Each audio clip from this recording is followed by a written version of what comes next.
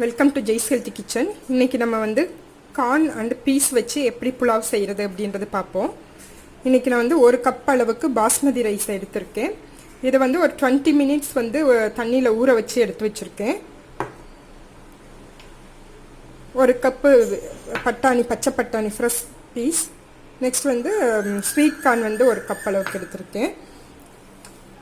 அப்புறம் முந்திரி பருப்பு வந்து கொஞ்சம் எடுத்துக்கோங்க, ஒரு 10 முந்திரி பருப்பு எடுத்துக்கலாம். இதில் வந்து வாசனைக்கு வந்து பிரிஞ்சி லீஃபு, பட்டை,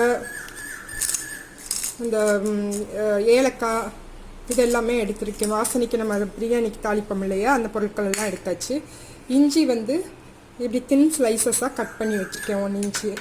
1 இன்ச் இஞ்சை வந்து கட் பண்ணி வச்சுருக்கேன். இது வந்து பச்சை மிளகா காரத்துக்கு.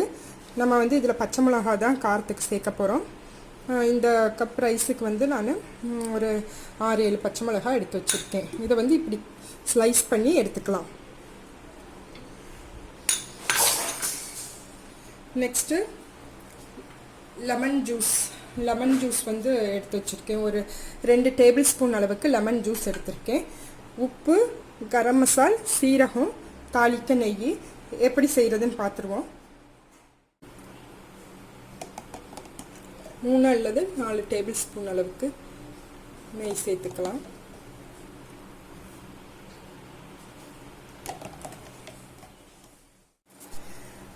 இப்போ 2 பிரிஞ்சி இலை, நட்சத்திர சோம்பு, பட்டை, கிராம்பு, 2 ஏலக்காய் எடுத்து வச்சுருக்கேன். எல்லாத்தையும் போட்டாச்சு.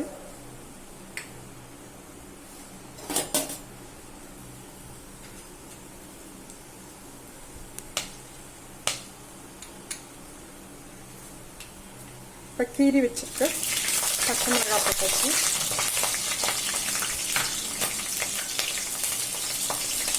கீரி வச்சுட்டு இஞ்சி போட்டுக்கலாம்.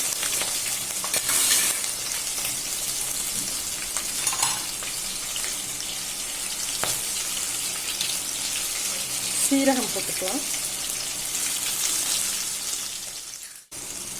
முந்திரி பருப்பு போட்டுக்கலாம். முந்திரி பருப்பு வந்து ஆப்ஷனல் தான், வேணும்னா போட்டுக்கோங்க. இதில் வந்து பச்சை பட்டாணி,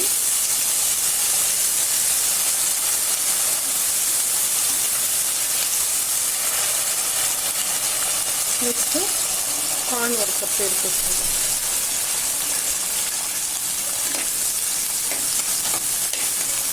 உப்பு சேர்த்துக்கலாம்.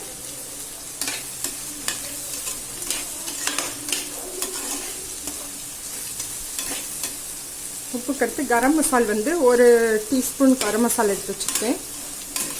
1-1.5 டீஸ்பூன் அளவுக்கு கரம் மசால் சேர்த்துக்கலாம். இதை ஒரு 2 நிமிஷம் வதக்கினா போதும்.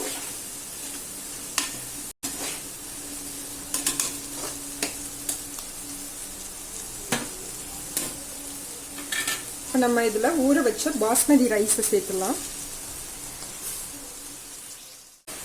ரைஸை போட்டுட்டு ஒரு வதக்கி விட்டுருவோம்.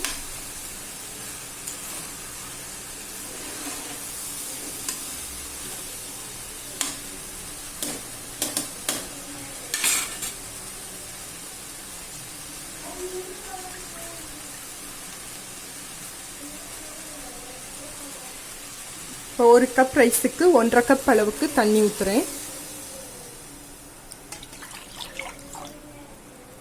1.5 கப் அளவுக்கு பாஸ்மதி ரைஸ்னால ஒரு கப் அரிசிக்கு 1.5 கப் அளவுக்கு தண்ணி ஊற்றியாச்சு.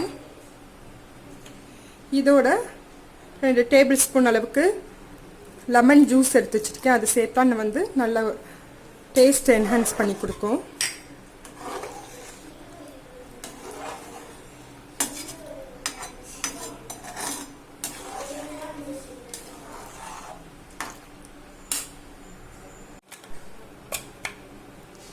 குக்கரை மூடி ஒரு விசில் விட்டுரும்.